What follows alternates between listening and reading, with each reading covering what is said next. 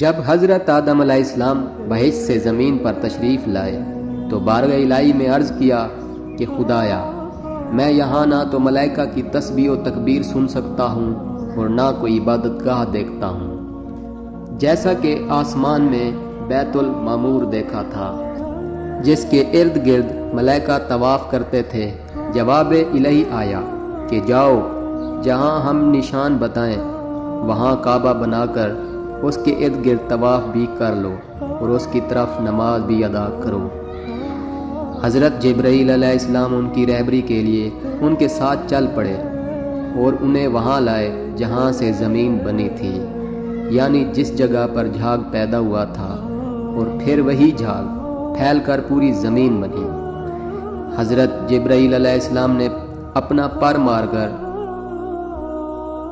7ویں زمین تک بنیاد ڈال دی، جس کو ملائکہ نے 5 پہاڑوں کی پتھروں سے بھرا: کوہ لبنان، کوہ طور، کوہ جودی اور ہیرا اور طور زیتا۔ بنیاد بھر کر نشان کے لیے چاروں طرف کی دیواریں اٹھا دی۔ حضرت آدم علیہ السلام نماز پڑھتے رہے اور اس کا طواف بھی کرتے رہے۔ طوفان نوح تک کعبہ اسی حالت میں رہا۔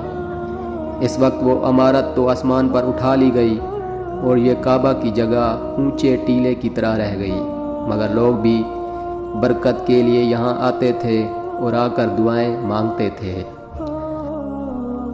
حضرت ابراہیم علیہ السلام کے زمانے تک کعبہ اسی حالت میں رہا۔ جب حضرت اسماعیل اور حضرت ہاجرہ اس میدان میں آ کر ٹھہرے اور ان کی وجہ سے یہاں کچھ آبادی ہو گئی، تب حضرت ہاجرہ کے انتقال کے بعد حضرت ابراہیم علیہ السلام کو حکم ہوا کہ اسماعیل کو ساتھ لے کر یہاں عمارت کعبہ بنائے۔ اس کی نشانی اس طرح فرمائی گئی کہ ایک بادل کا ٹکڑا بھیجا گیا تاکہ اس کے سائے سے کعبے کی حد مقرر کر لی جائے۔ حضرت جبرائیل نے اس سایہ کی مقدار خط کھینچا اور ابراہیم علیہ السلام نے اس خط پر زمین یہاں تک کھودی کہ بنیاد آدم نمودار ہو گئی اور اس بنیاد پر عمارت بنائی۔ اس کی بلندی 9 ہاتھ اور رکن اسود سے رکن شامی تک کی دیواریں 33 ہاتھ اور رکن شامی سے رکن غربی تک کی دیوار 22 ہاتھ اور رکن غربی سے رکن یمانی تک 31 ہاتھ، رکن یمانی سے پھر رکن اسود تک 20 ہاتھ۔ لہذا اس وقت یہ کعبہ مستطیل کی شکل میں تھا۔ حضرت ابراہیم نے خانہ کعبہ کے اندر ایک تغار سا بنایا جو مثل خزانہ کا تھا۔ کعبے کے لیے جو کچھ نظر تحفہ میں آئے اس میں رکھے جائیں گے۔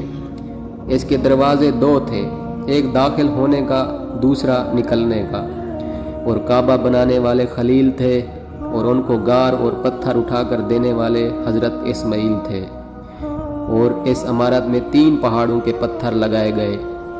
ابراہیم علیہ السلام سے پہلے کسی نے یہاں عمارت نہیں بنائی تھی، مگر آپ کے بعد کئی دفعہ اس کی تعمیر و مرمت ہوئی اور اس میں حالات کی وجہ سے کچھ تبدیلیاں ہوئی۔ مثلا اس کی اونچائی دگنی کر دی گئی، دروازے 2 کی بجائے 1 اور اس کا رقبہ ہی کم کر دیا گیا، لیکن بعد میں اس کو پرانے ہی رقبے میں تعمیر کیا گیا۔